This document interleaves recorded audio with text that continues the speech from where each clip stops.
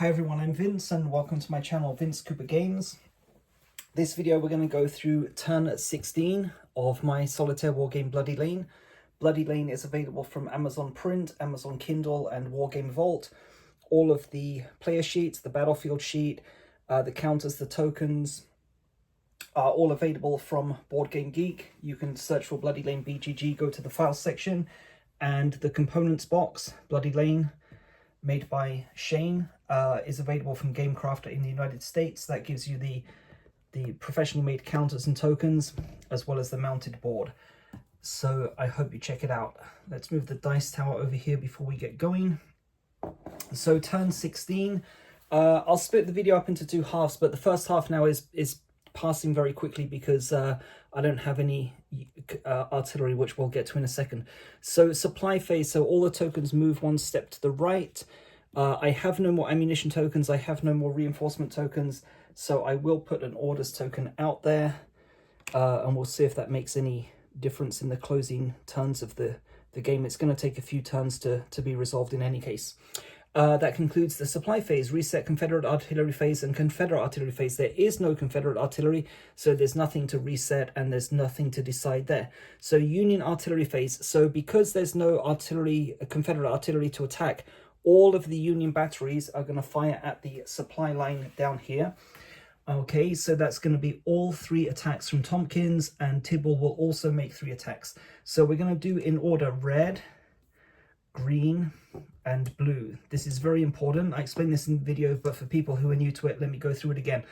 If the supply token is in box S3, the target number is the rightmost. So the ammunition is going to be 2 to 4.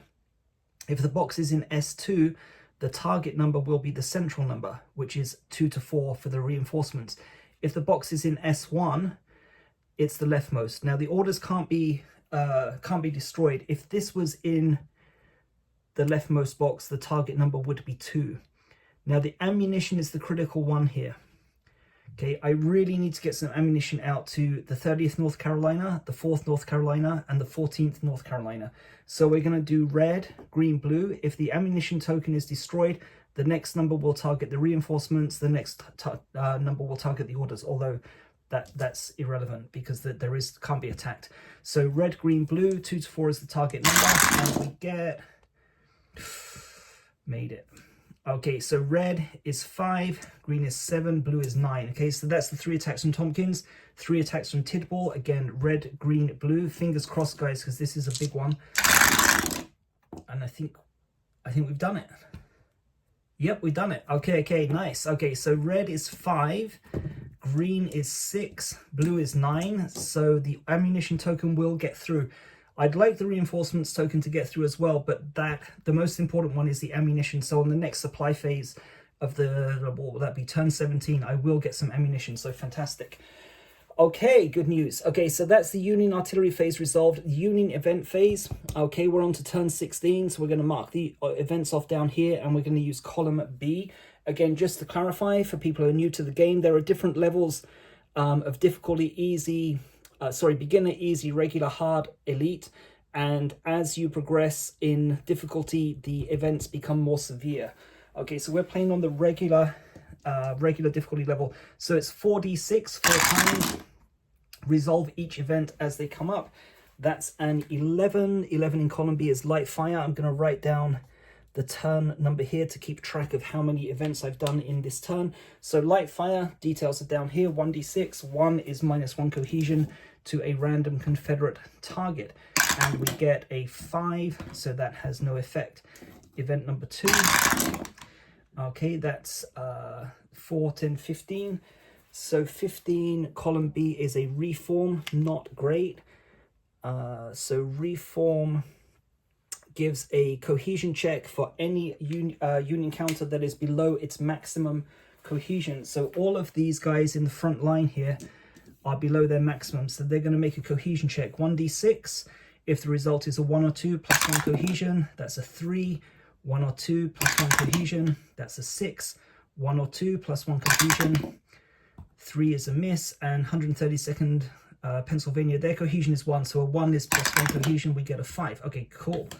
Okay, so that went my way. So none of them regained any cohesion. So union event number 3, that's a 16.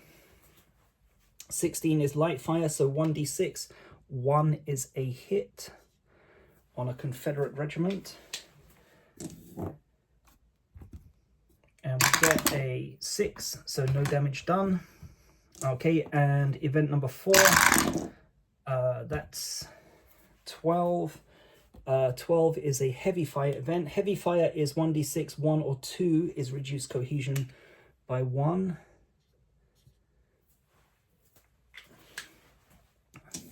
So 1 to 2 is a hit, and we get a 1. Okay, so it is a hit, but so far I've done pretty well, so I'm not going to complain too much about it.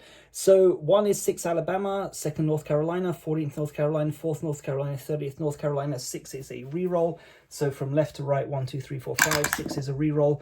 4, so it's going to be 1, 2, 3, 4. So 4th North Carolina take a hit.